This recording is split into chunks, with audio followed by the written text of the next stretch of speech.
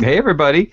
Welcome to Game Audio Hour 20. It's our weekly podcast where we discuss all things game audio, from creative ideas, latest techniques, project experiences to audio secrets. Here is where you'll find in-depth coverage and opinions related to game audio. And I wanted to jump right over to Japan and say hi to Alex. How you doing? I'm good. Well, actually, I'm not that good. I'm a little sleepy at the moment. The little one has been keeping us up a little bit, just a little bit. But everything's good. How are you? I'm good. I'm sleepy too because of E3, which I imagine Mike is too. Being our age and going to E3, it takes us 4 weeks to recover from 3 days of walking. And with that, I'll say hi, Mike. Good to be back. Alex, does the little one refer to a child or your game in development? Both, but actually more the child today than the game development. Got it. I can understand that. I can hear my little one in the neighbor's yard screaming like she's just been run over by a car over the fence. That's just her having fun. I swear. I know she's okay. Although it sounds the same, which is kind of funny. So our topics today, we're going to talk about, as you can tell, we're tired and we're digging right in. Mike brought up a good one there in the green room about trade groups. I had to look at my handwriting, which I couldn't read very well.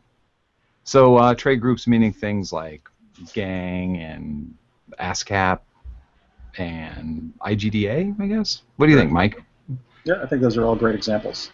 So I guess we'll talk about what's available, how they can help you, how to get the most out of them. Would you say that's it's a good bite to chew on? It's a good synopsis, yeah. Okay, go. Trade groups are great. Belong to them all, and send us feedback about your experiences. This has been the Game Audio Hour. See you guys next week. Signing off. That's a perfect way to handle it. Okay, next topic is going to be carpenters' trade groups. What do we think of those? I love all of them. Join all of them. Useful. Whistling at a job site does not count as game audio. Yeah, geez, man, how many trade groups are out there? I don't even know, because as I sign up on groups on Facebook, I mean, those are considered, a lot of these are trade groups that I'm signing up. They've got an extension on Facebook into a Facebook group, and I didn't even know they existed. Like, there's some composer ones in LA that I've joined up. Unfortunately, I haven't gone to anything yet because I unfortunately live about 45 minutes away from LA proper, so it's kind of tough. That's if it's a good traffic day. But the ones I'm a part of is G.A.N.G, Game Audio Network Guild, audiogang.org. I think that's how Mike and I met, which we finally decided on. I'll do a little side note. Mike and I are hanging out at E3. Every time Mike and I hang out, we say, "How did we meet?" And we can never remember how we met so long ago. And then we were walking back from our last day at E3, and I said, I think it was at Tommy Tallarico's, one of his barbecues. Tommy Tallarico is he the president of G.A.N.G? Does he call himself the CEO of G.A.N.G? The orchestrator of G.A.N.G? What'd you say? We can invite him on the show, and that can be our first question. Yeah, we'll ask him. But it was his idea, as far as I know. Maybe him and a couple other people. I do believe there was a couple other people involved in that decision. But he's really pushed it through and done amazing things with it. And he has a barbecue every August, and I swear to God, as much as I like G.A.N.G, that's the best event that G.A.N.G puts on. It's really a blast to go there and see everybody. So hold on, let's just wind it back a little bit. Could you? I'm not actually a member of G.A.N.G. Of course, I know what it is, and I've been to their award ceremony at GDC plenty of times. But what benefits are there for people to join in G.A.N.G, and what's involved with being part of it? Yeah, Mike, you want to go on that first? I always get the hardest number. What's involved in being part of it is, I believe, $100 a year. There may be there may be levels of membership.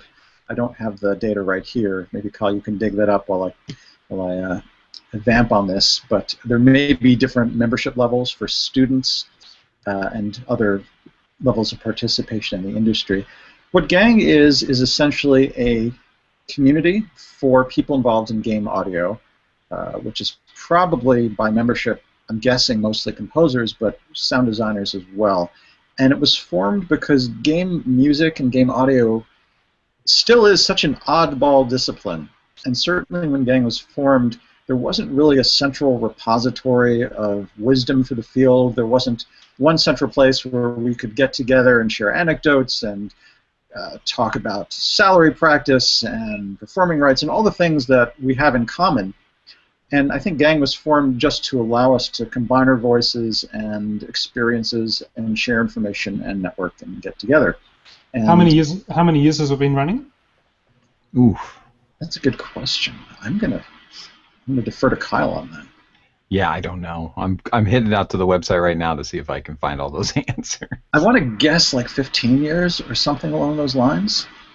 It's a pretty considerable history it has then, isn't it?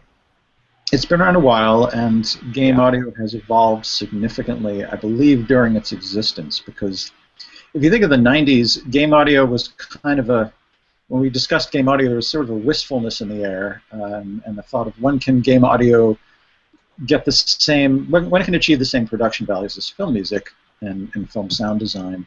And we've reached the point where the technology is not really the limitation. You can have live recorded audio in either. In fact, game audio has some interactivity elements that traditional linear media do not support. So I think that subject was at the dawn of the organization, and we've kind of moved on. I say we. I actually renewed my membership after a long hiatus fairly recently, but I have good memories. And so that's kind of the MO of G.A.N.G, what it's for. On a practical level, it has a great barbecue at Tommy Tallarico's place every summer. There are events that tend to be associated with other industry trade events. So G.A.N.G will get together at GDC, the Game Developers Conference, and I believe G.A.N.G had something at E3. Having just been to E3 and being a G.A.N.G member, you'd think I would know that, but I'm kind of inferring. And there's an online presence. There's a website. There are active forums. I believe they have lectures. I seem to remember listening to some G.A.N.G lecture recordings, but I may be blurring it with other trade organizations, so don't exactly quote me on that. But if you're new to game audio, or if you're just in game audio and you want to connect with other people in your field, be it sound design or music or some other aspect of game audio, G.A.N.G is a really good bang for your buck experience. It gives you access to a lot of colleagues and an opportunity to learn from other people's mistakes and experiences, and do it in a way that's endemic to game audio as opposed to post-production audio for film or more general fields. Yeah, G.A.N.G is absolutely responsible for my career getting started because it's through the forums, which I definitely recommend people be participating in. By the way, the memberships are $50 for a student, $75 for apprentice, and $100 for professional. And so, so when I moved out here to California, I was working on a project, and I wanted to expand into the game industry. And I heard about G.A.N.G, paid $75, jumped on the forums, searched for people who were local to me, found Ian Stocker, who you guys all know. Ian put me on a project within a couple of months. Now, it seems like overnight, you still have to maintain that career, but the fact that that was so readily available, that could happen so quickly, at least I got a shot within a couple of months of signing up to G.A.N.G. That was really awesome. So it's not like an overnight win. You got to work your ass off, but at least you can meet some people, and they might have something that you can participate in, and that's what happened in my case. And so absolutely, I think G.A.N.G is a great thing. At GDC, they have a demo derby, which is fun to go watch. I've never put anything in. I'm too shy to do that. But I'm always surprised at how good the quality is of the people who have submitted stuff, because it's funny. It's almost like there's not enough work for all the audio guys, and it's really sad. I think it's out there. We just have to find it in new ways. But in traditional ways, there just is more people than there is work. And you'll see that people will submit their sound design demo or the composition demo, and it'll knock your socks off, and you think, this guy's submitting a demo, and he's only been on 2 games. How is that possible? Why isn't he on a boatload of games? I mean, that's one guy in particular who I can just praise up and down is Sean Beeson. I'm sure he's getting a lot more work now than he used to. Dan Reynolds is another one. these guys are really scratching and crawling at their careers and hopefully doing really well now. But early on, when I became aware of them, I know they didn't neither one of them had a lot of credits, and they were just amazingly talented. So I definitely say submit your stuff to the Demo Derby. If nothing else, they're fairly kind about the reviews, and it's worth it. Go to the GDC party, go to the G.A.N.G Awards.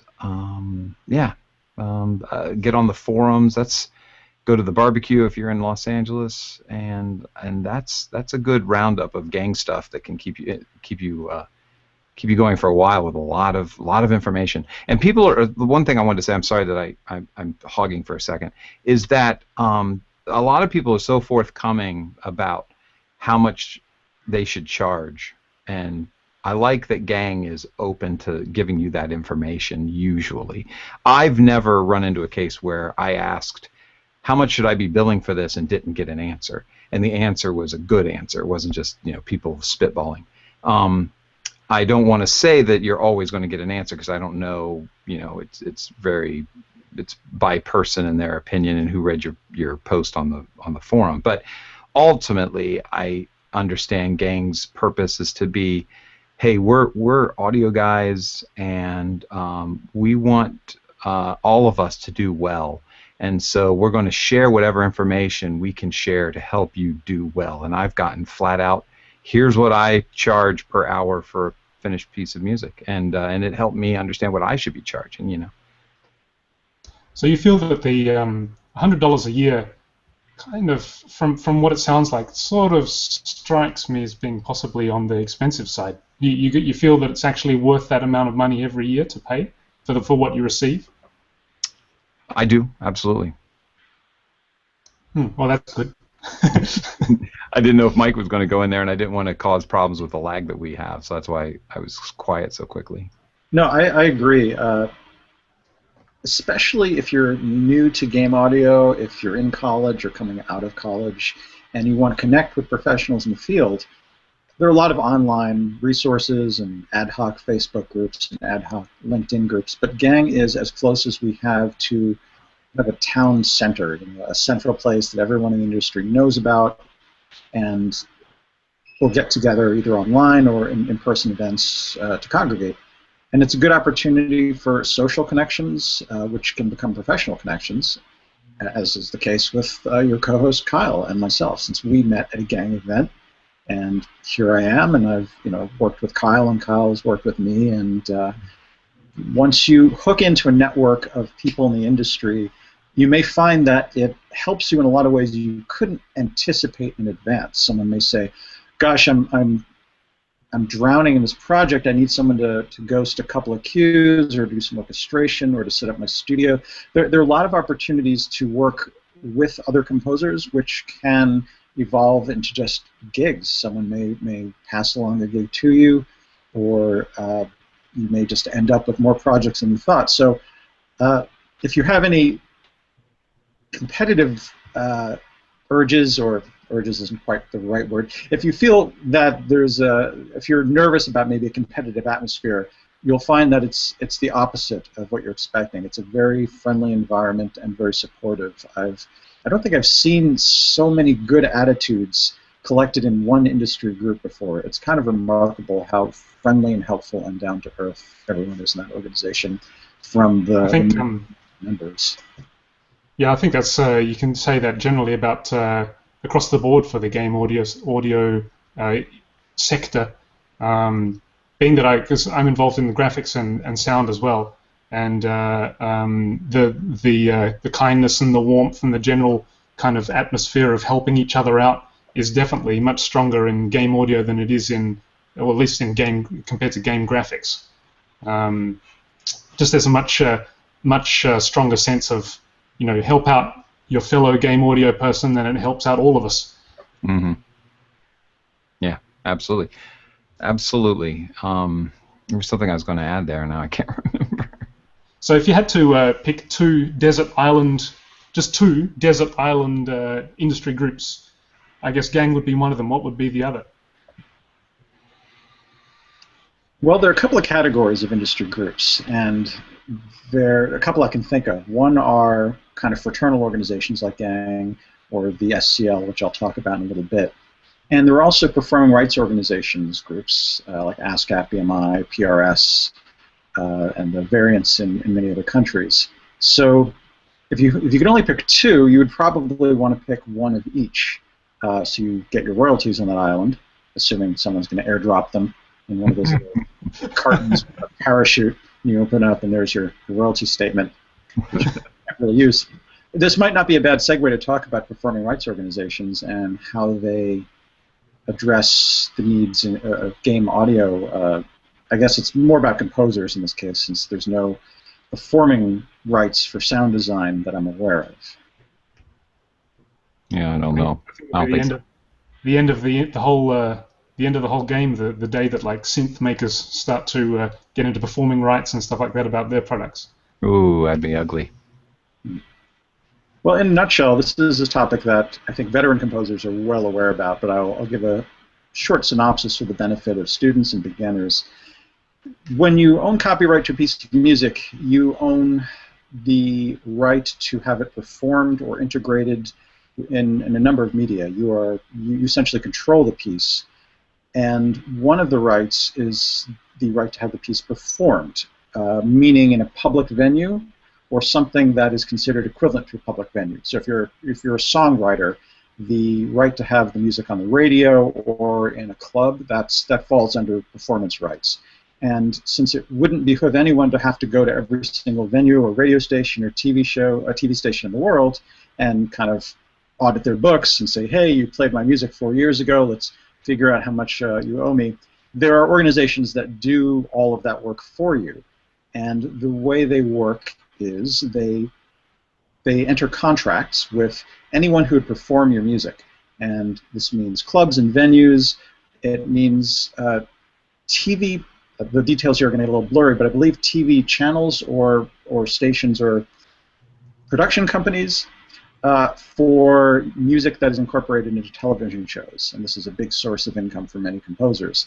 And you register your music with them, and they kind of scan the horizon and through various means determine where your music has been used.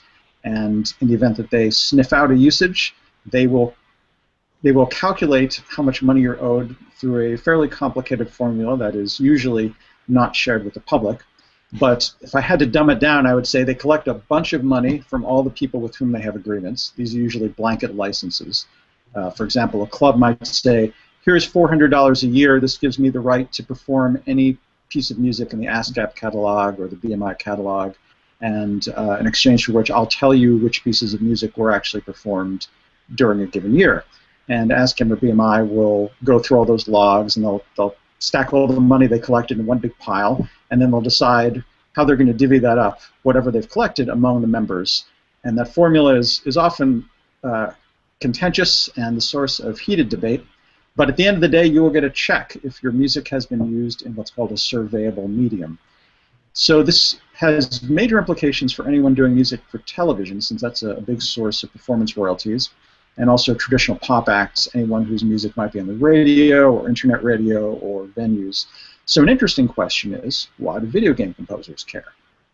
After all, usually our work is work for hire, and more importantly, music in a game is not considered a performance. I don't know what it's considered, honestly.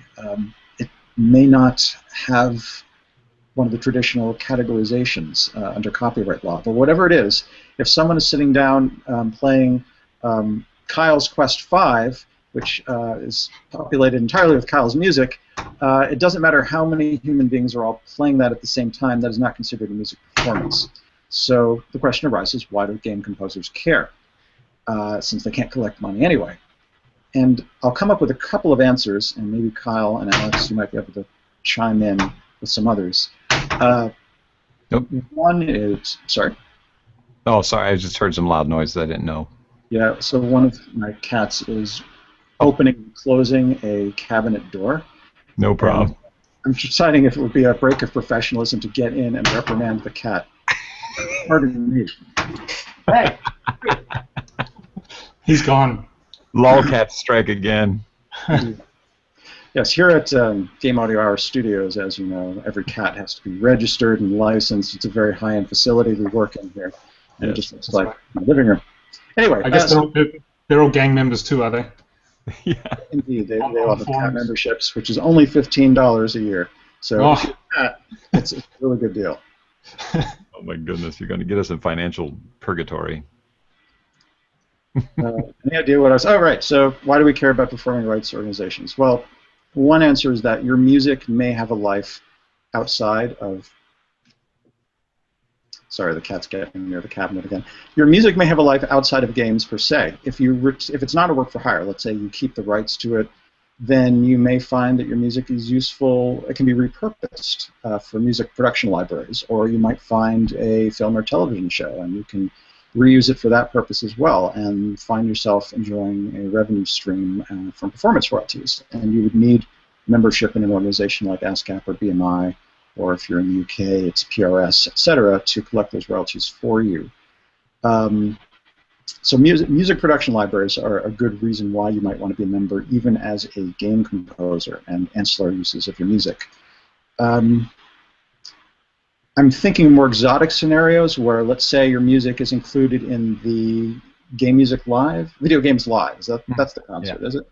Yep. So if you're lucky enough to have your music played by the whatever Philharmonic, with perhaps Jack Wall conducting, that is a public performance, and you would want to let your performing rights organization know that your music was played in those concerts, and you'd be entitled to royalties.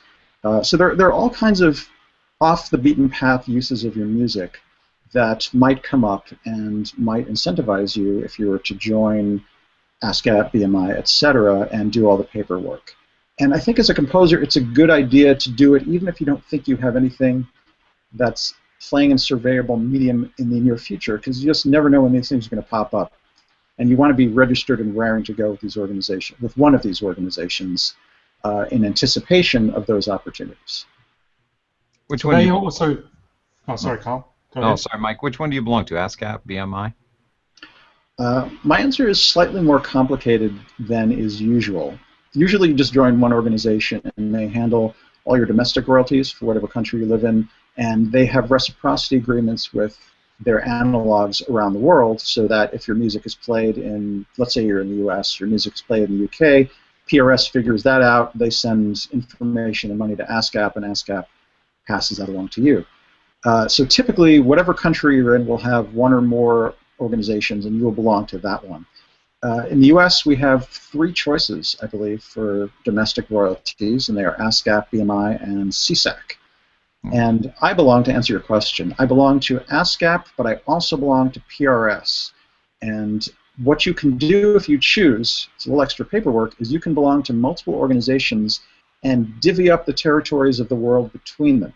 So for me, PRS handles my royalties in Europe, and ASCAP handles my royalties everywhere else in the world.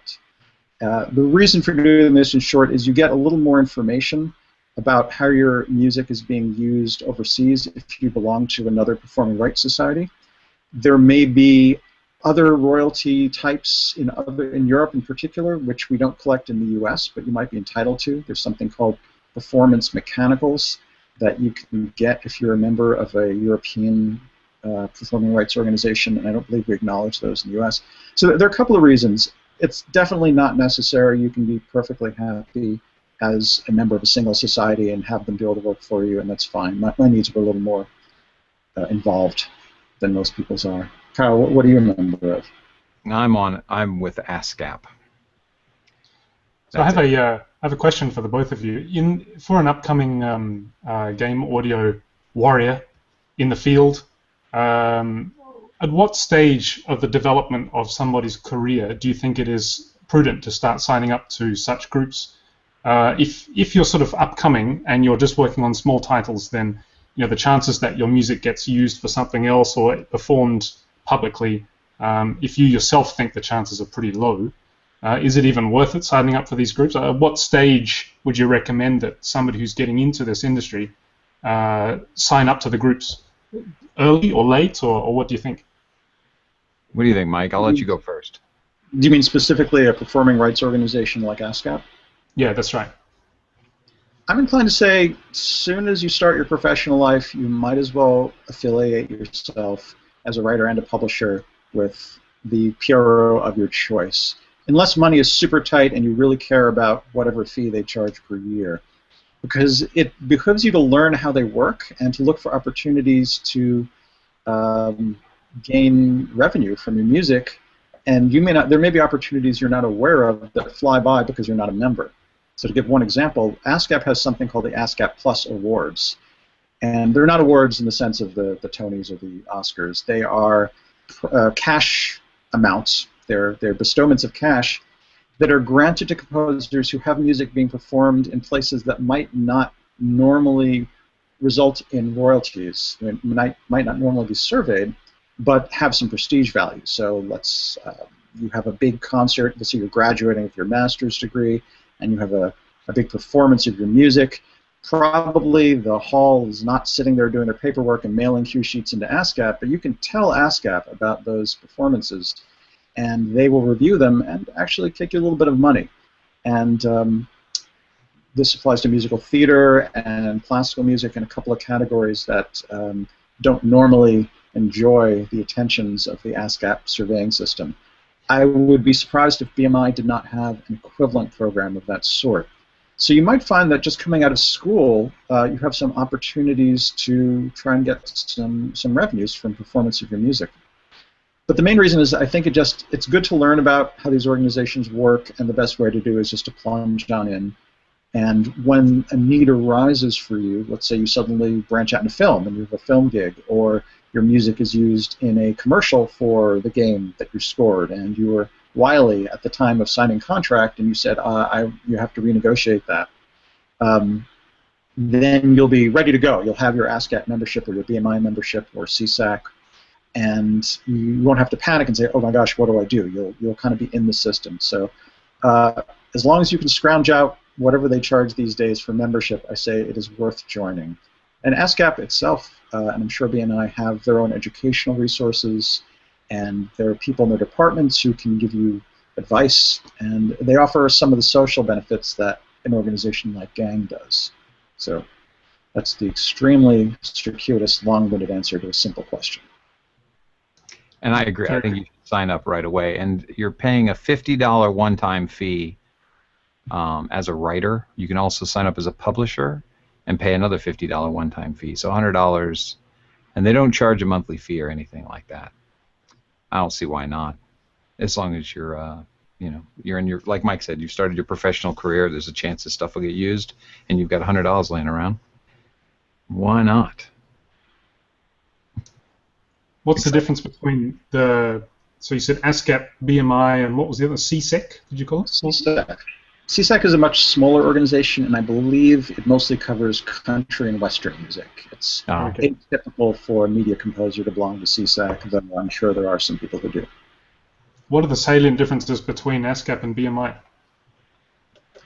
I've never gotten a straight answer on that, honestly. Me either. I was hoping you would say something, Mike, because I got no answer. If you talk to people who belong in either organization, you'll get a number of anecdotes. Every organization will have a seething mob of people who hate it and say it is exploitative, and there'll be a happy mob of people who are just delighted from the checks rolling in. So I can speak for ASCAP. I think it's a great organization.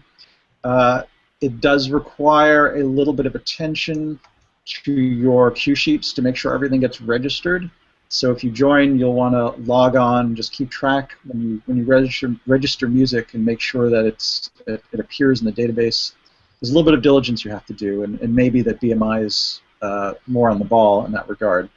But at the end of the day, I think everyone feels great fondness for any organization that just throws money at them 4 times a year. Even if $2. Is anyone in our chat room a BMI member? Anyone want to? Oh, that's a great question. Give us a 1-sentence impression of what the experience is like. Well, it looks like Matt is an ASCAP member. He's saying that his production music is published by a company called Video Helper, and they suggested ASCAP for him. And he said he's even still seeing royalties from music that he wrote 10 years ago. That's great. Fantastic. Yeah. Awesome. Awesome. Hey, let's talk about IGDA. You guys want to? Tell us about IGDA. Well, the International Game Developers Association, which I commonly call IDGA for some reason in my brain. The G and D caused me a lot of issues. Mike and I discovered that at E3. IGDA is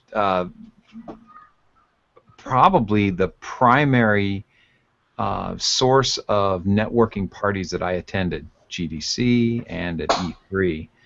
I always seem to have a great time and meet a lot of people at their events. And, you know, the news that they give you is fantastic. They keep you in the know of what's going on in the industry.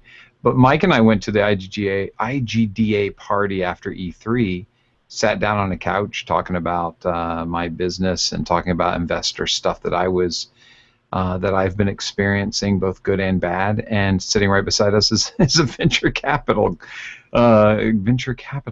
and he's like, "Hey, you know, what are you guys talking about? That's what I do." I mean, that's kind of amazing that you can go to a party after a convention and sit right down beside the kind of guys that you would want to talk to as either a business or even as a composer. And we were 3 of how many people would you say was at that party? It was 200 maybe. Yeah, I'd say.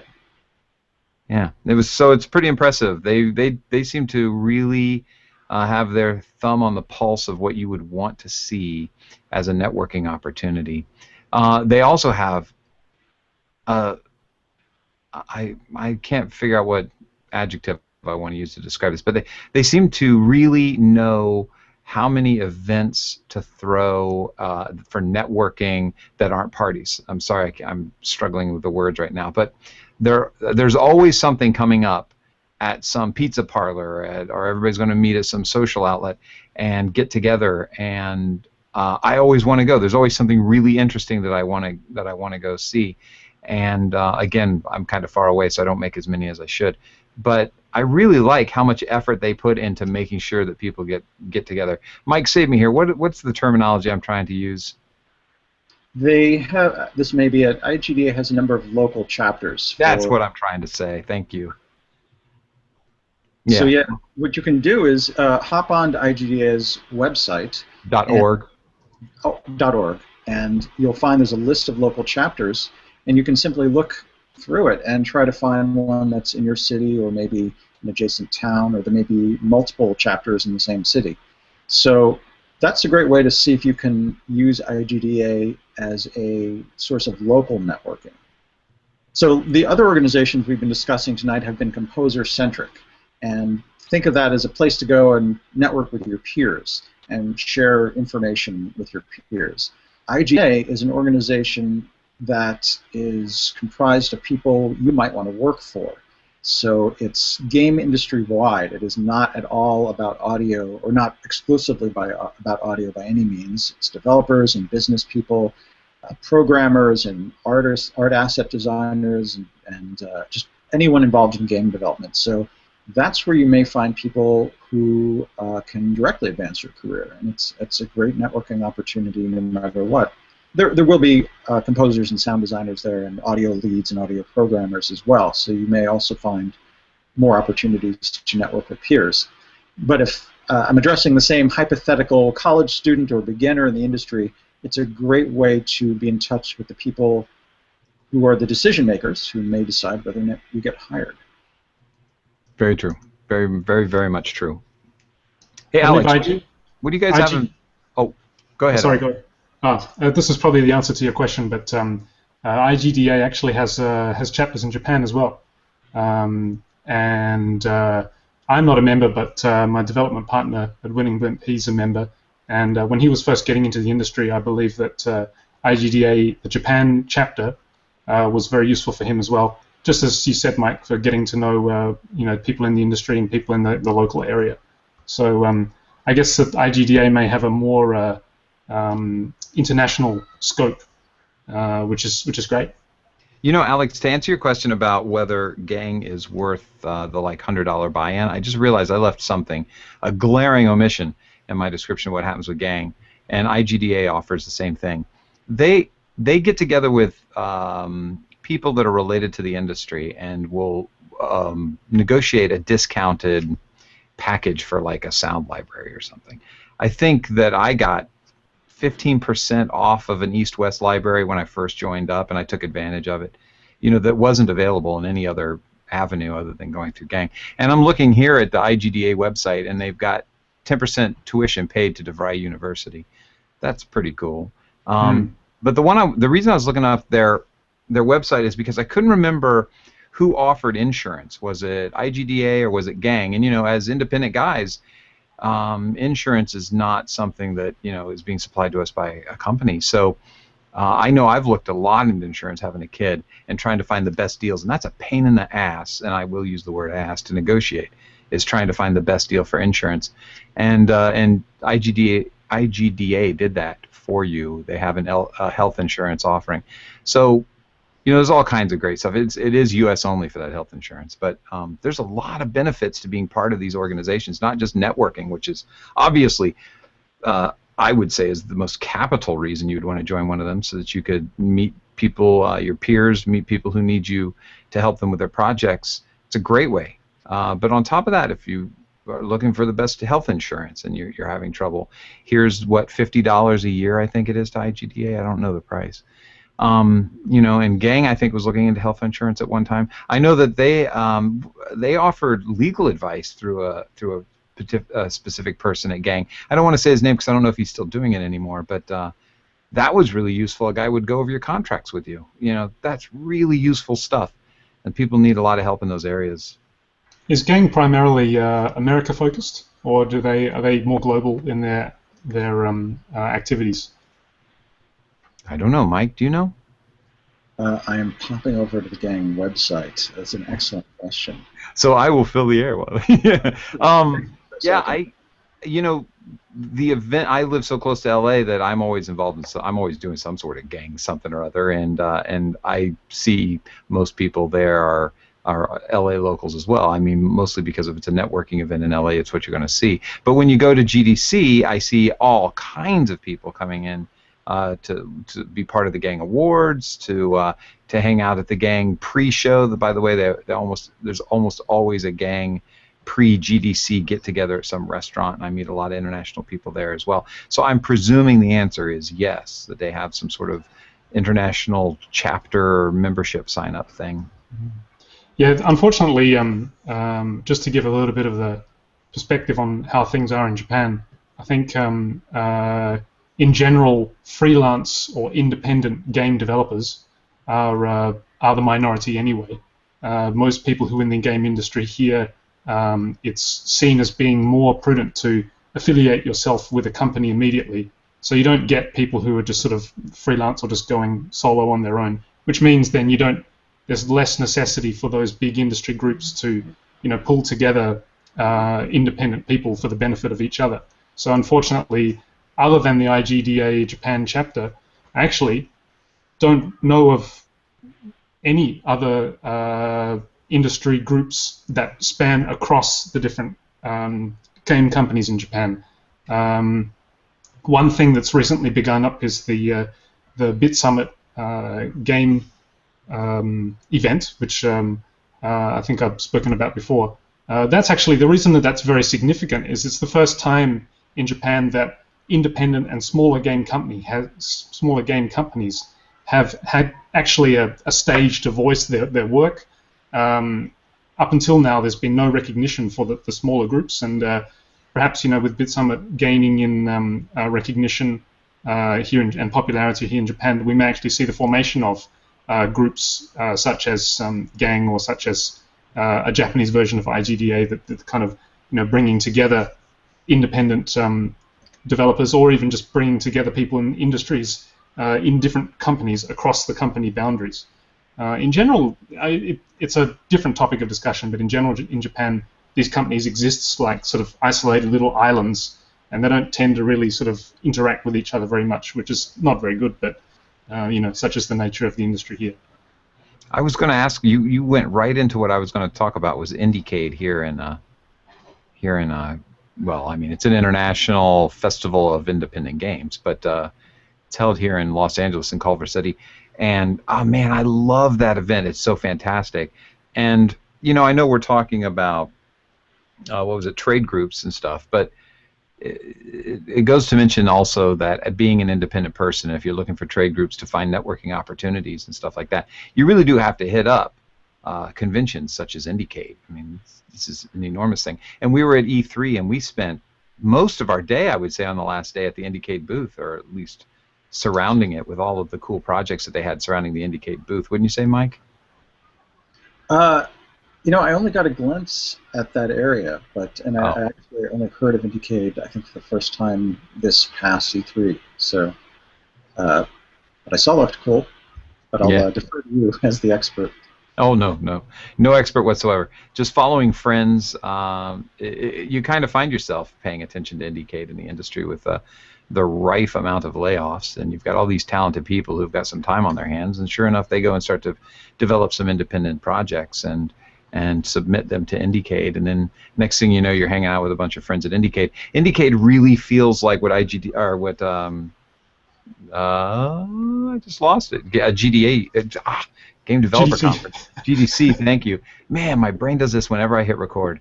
What GDC used to feel like, and GDC still feels awesome. My God, that was tough. Okay, I'm retiring. Good night, guys. That's it. That's the sentence of the evening. I still love going to GDC, and I'm really enjoying E3 again because it kind of dipped down there, you know, when it went away for a short time. But IndieCade is just that awesome convention that you really, really got to check out. It's a blast to go to. There's so many. It's not overpopulated so that you can't really play the games or meet up with the people that you want to meet up with. It's really those fantastic, those kind of fantastic conventions that I enjoy. Is the smaller, and I'm trying to avoid using the word smaller actually, because it's not small by any means. It's just well organized.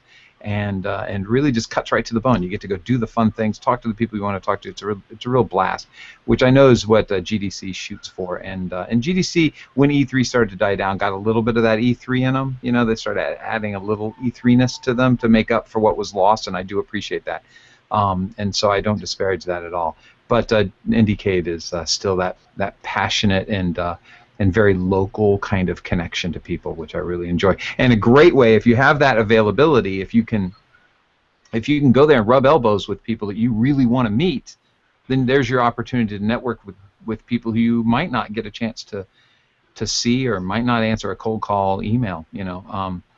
So that's really important. We're talking about being independent. We're talking about networking through our trade groups, but also hit up these conventions. I hear PAX is still a little bit like that as well. I have to say that Tokyo Game Show is another one that is it's had an interesting development in that only recently the indie developers who have got some traction through events like BitSummit have actually sort of worked their way into Tokyo Game Show. Up until now, Tokyo Game Show was sort of exclusive for the big AAA studios, basically whoever had the money to pay those exorbitant prices for the floor space in Tokyo for the event. Recently, though, last year I was the first time, I think, maybe, I don't know, that they had a special section just for Japanese indie developers. What's been really great this year, I'll be going to the Tokyo Game Show in September, and actually what's happened is Sony has actually bought out the whole indie area and has offered space for free to smaller indie developers who want to actually exhibit at Tokyo Game Show. That's awesome. Yeah, it's an incredible, and it's just another. I mean, Sony's been doing so much good stuff in across the globe, of course, but especially in Japan to try and lift up the status of these smaller companies and independent developers who are really pushing an uphill battle. Especially public perception of games in Japan as well is very shifted towards the big titles, and of course marketing is very, very difficult in Japan if you unless you have the money to put posters in the trains or television ads or the things that actually get into the eyes of the consumers here. There are no review sites or blogs. There are very few review sites and blogs in Japanese for games, unlike in the West. So it's a real uphill battle. And so it's great to see that events like Tokyo Game Show as well sort of recognizing the potential and also the quality and the innovation and the passion and the enthusiasm that's all surrounding these independent game titles, such as IndieCade, as you mentioned. You know, I scalped tickets to the Tokyo Game Show one year, and they told me it was in Okinawa. It was really weird because nobody was there. Yeah, I don't know that. Don't know that you might have been. Dude, I was thinking of that joke for like 10 minutes. You got to get some better credit than that. That's hilarious. Kyle, I've got tickets for the Tokyo Game Show in Oxnard. If you'd like to buy those. Oh my God! I don't even need a hotel if I go to that one. That's awesome. I can just drive down the road. I wanted to make one more mention of, since back on the prior topic of trade organizations, I know we drift a little bit to conventions.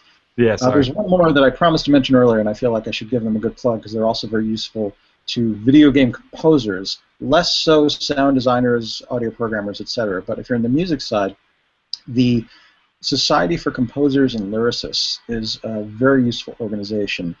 They tend to focus on traditional media, so film and television, music, but in recent years they've taken game music increasingly seriously to the point where they've held some seminars about game music, and they've had some heads of some major audio heads from the game studios come in and talk about how they get music for their titles. So it's become a very good resource for game composers. And they're very LA-centric, so their live events, I think, no, that's not true. There are branches, there's a branch in New York and there's a branch in LA. So if you live in one of those two cities, you'll get the advantage of their in-person seminars and the social networking, well, the in-person networking aspect. But even if you're not in those cities, you can download and stream the lectures and seminars that they have on the website. It used to be MP3s. I think now they just have streaming video, or maybe all of the above. But they're a great informational resource, and if you are in LA and you are in New York, there's no excuse. It's another organization that's just great to join. And with that note, there's another one that I wanted to mention, which is the IASIG.org. That's another big organization. I love being part of them. That's a little bit on the software and hardware development side of things, audio software, audio hardware. So you know, you're sitting with some real brainiacs when you go to those meetings. But it's so fun to be part of their membership and to get to talk with, email. I will just email people with questions about software questions. I don't want to go into too much boredom about what I would be emailing these people about, but it'd be software development stuff and have answers. And not only have answers, like if I participate on the email list, if I submit it to an email list, I get all kinds of answers from all these guys who are just rocket scientists of audio stuff. And so I definitely recommend people sign up for that. And I think that's $50 a year as well. I think I'd have to look it up, but that's a good one. I also don't want to skip a question in the chat room from Matt. He was asking if E3 is a good networking, a good place to do some networking. I gotta say no. If you set up meetings beforehand, if you get your E3 pass and you they have like as Mike described it, kind of like their own social network built into that. After you buy the pass, you'll be entered into this social network, and you can set up. You get an opportunity to meet a lot of people that way, or reach out to the people who you have worked with in the past and say, "Hey, I'm going to be there. You're going to be there. Let's get a drink." You know, that's always a good move. If you do all this pre-planning, E3 can be a very good networking event. They've set up offices, if you will, so you can go have meeting rooms. If you can go talk to people and through this social networking that they've created, you can set up times. They know if you do it through that medium, then your calendar gets filled up and people can match up. Oh, he's free now and I'm free now, so we can meet. I definitely recommend you being part of that. I think it's called E3 Connect, I think is what they call that system.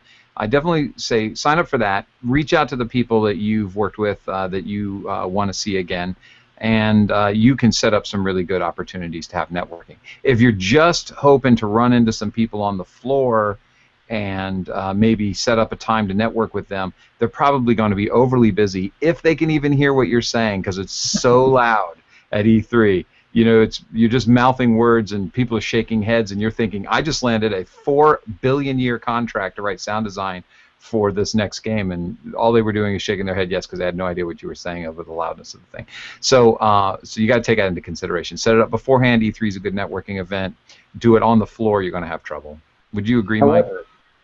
I will add to that, though, that organizations will often use E3 as an excuse to hold a party or get together, and such as IGDA. So you can indirectly find some networking opportunities that way if you go to the parties afterwards. And yeah, I have a bit of a gripe with these socializing parties. I mean, especially GDC as well. You go to these parties, which is where the real interactions with people happen, and they're so loud that you're just sort of shouting at people and like writing stuff on business cards so that they can actually understand you and remember you. And it's just, you know, I remember one of the best event that I've ever been to in the States was an audio party for audio guys at Casual Connect, which was in a nice little small cafe. There was no loud music, just a little soft music in the background. Everybody was talking at regular volume. Everybody could hear each other, and it was just nice and efficient compared to these other like GDC style ones where you're basically shouting in people's ears like you're trying to do business in a nightclub. Just sort of, yeah, it's like everybody's here for the same reason. We all just want to talk to each other. So why don't you just turn the music down and we can actually talk?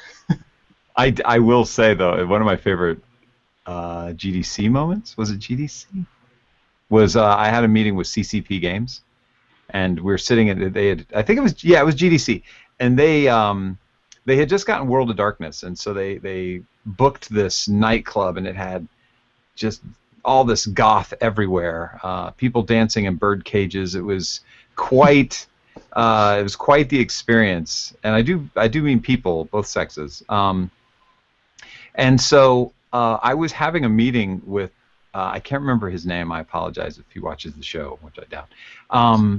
And as we're talking and screaming at each other, sitting in a booth, trying to communicate, a little hole in the table opened up and a stripper pole started climbing out of the table that we were, and we're looking around this thing trying to get on there, and then somebody jumps up and starts dancing, and I was like, all right, so. I remember once at one party I went to was insane. It was like a small pub, and it was I can't remember the event or what it was for, but again, it was the same kind of networking. Everybody's there for the same reason. Everybody's shouting as is the way that you do things, I guess. And I kind of realized that, wait a moment, there's no music playing. Yeah. It was like the noise floor was so high that everybody's shouting just simply because everybody's shouting. Yeah. We're all here for the same reason, guys. You know, let's just whisper to each other. It was. I've been there. I've been in that situation before, and that's always embarrassing when you're talking really loud and the music suddenly stops, and you're like, because. You know? And now you sound like an idiot. Oh my God. Yeah. You know, if you want to do business, do it at a dinner. But if you want to have fun, go to these parties. But plan to get to the parties pre-heavy show, because this same CCP party, they had a bar at the door entrance, and then there were these two hallways on either side of the bar that went back into the nightclub. And if you were up front, it wasn't ridiculously loud. You could still talk and stuff. So great on them. Good job, CCP Games, for setting up an opportunity for you to talk at a reasonable tone, and then having this party that you can go be part of in the back. Yeah. Anyway. Yep. At BitSummit, we were placed. Our table was right in front of the bass bin, and they had Chipzel, which is there's like chiptune, and the human voice. There's only so much the human voice can do against square wave. Right next to this bass bin, and I'm shouting at people so they can try and hear. But voice versus square wave wins. You know, we should create a software that will record a conversation and cut out whenever, kind of like an MP3 compression, where if two tones are exactly the same at the same volume, it just chooses one of them. And we should have this recorder be recording a human voice, but every time there's some sort of level of something else that is in the same frequency and is equally as loud or louder, it'll cut it out, but it will only give you, in the end, how much of the human voice was heard over all that mess. And it would be interesting to see what would be kicked back from that, you know, all the broken up words, and try to figure out what was being said. I think that would be a lot of fun. That'd be kind of a fun experiment. Maybe it's an iPad, an iPhone app you take to a nightclub when you're talking to somebody and see what they actually heard. We'll get on it. Yeah. Winning Blimp is on the case. Do it. There's a game in there, you know. There's a game. You could think of a game. That's right. So, Mike, what were you going to say? Well, following up what you just said, you'd have to gather clues about a murder, but you can only do that by talking to people at a convention party. So the challenge is to actually gather the information to solve the case. What I was going to say was there's 1 year at GDC, and Kyle, I know you were at this party, where everyone was just packed into a ballroom that was immense. It was so big that there were 2 bars on opposite sides of the room, so that you would never have to walk too far before finding alcohol. And it was so loud that at one point I remember somebody shouting into my ear, you know, about this far away at the top of his lungs, and just being audible. Like I could kind of make out what he was saying, screaming in my ear. And those of you who have some concern for auditory health should be recoiling in horror, because that's a lot of SPL going right into your ear, and that's not really healthy. And I thought, how odd it is that I can barely hear someone shrieking 1 inch away from my eardrum. So yeah, I think IGDA has gotten better. The party we were at after E3 was comparatively mellow. It was divided into a number of rooms, so there was a limit to the number of people in any one area, and the vibe was much better. Yeah, it was. It was a fantastic party. I really liked that. And so, what was one of the other things? Yeah, that party. Sorry, it was so loud. You just had to leave. It was really painful. And we're all audio guys, you know, so we're all sensitive about our hearing anyway. Yeah, that's the irony of all these things as well. That audio one that I went to in the pub where everybody's shouting even though there's no music. It's like, wait a moment, guys. You know, these are our assets. You know, this is what we need to do our work. Is this a good idea? And let's all whisper. Yeah, and you know what else gets me is whenever I'm in a loud place like that, I can't hear the people I'm talking to because of the background noise comes to the fore, and their voice, which is right in front of me, just disappears into the air. And I do a lot of that head shaking. So if I owe you some music, I couldn't hear you. If I owe you a drink, I couldn't hear you. I'm just going, oh, of course, absolutely, yeah, let's do that.